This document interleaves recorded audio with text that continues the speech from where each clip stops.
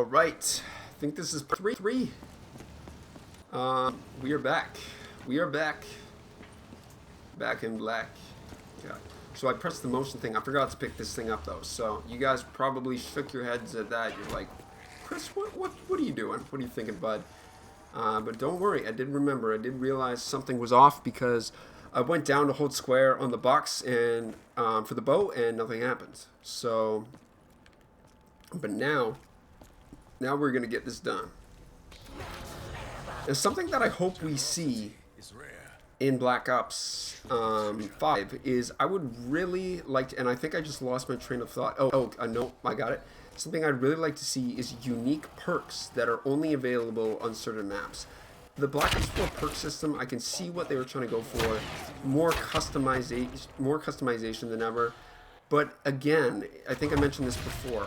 It's a quantity versus quality problem. It's like they provided more perks than ever, quantity, but each perk quality-wise wasn't good. I mean, didn't want any crutch perks, but regardless of that, dude, we all ran the same perks every game. Dying Wish was a crutch perk. That's probably the biggest crutch perk I've seen in my life. Victoria's Tortoise, that thing, you could sit in a corner. I mean, classified. I sat till round 150, no skill, and that's the Panther Soul. That's not good. It took me 12 hours, but I sat there and I did it. And you're invincible with Dying Wish. That one perk that gives you like a strength circle, right? It's a brown perk. I can't remember the name. And then the gosh, it's hard to focus. Sorry guys. And then with Victoria's Tortoise, that thing was a crutch perk. You could sit to round 150 or higher, and you were invincible. You were literally invincible. So crutch perks, not so much. And there were some other perks that were really good as well. Lots of people apparently said PhD Slider was really, really good. I didn't really use it that much, but yeah, crutch perks were definitely not really. They were definitely still a thing. So when they say that crutch perks weren't a thing, it's like, yeah, no, bud. Not really. Dude.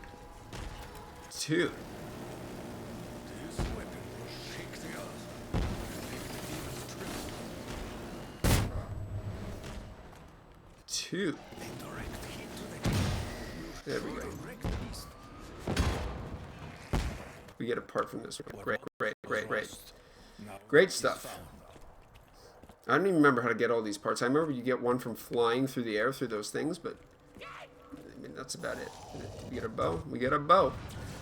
We're looking good, folks. I want to get around, and we got some points. So what I'm gonna do is I'm gonna get some perks.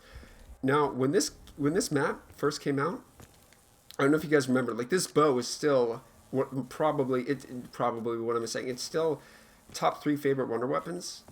It's probably actually my favorites. It just, the staffs are great, but there's just something about the bows.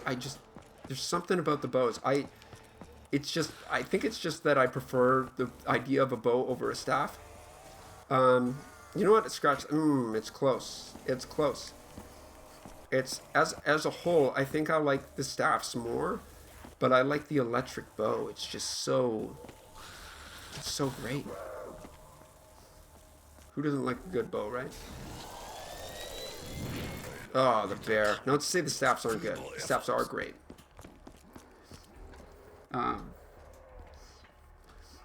But yeah, I would really like unique perks in Black Ops 5, like unique perks for each map. That's something that Black Ops 4 lacked, and in Black Ops 2 it was great, even though there were quite a few bad perks, like Tombstone. I mean, Tombstone wasn't great. Who's Who was a really cool. It was a great concept on paper, but Afterlife basically was a better version of Who's Who, and it wasn't a perk.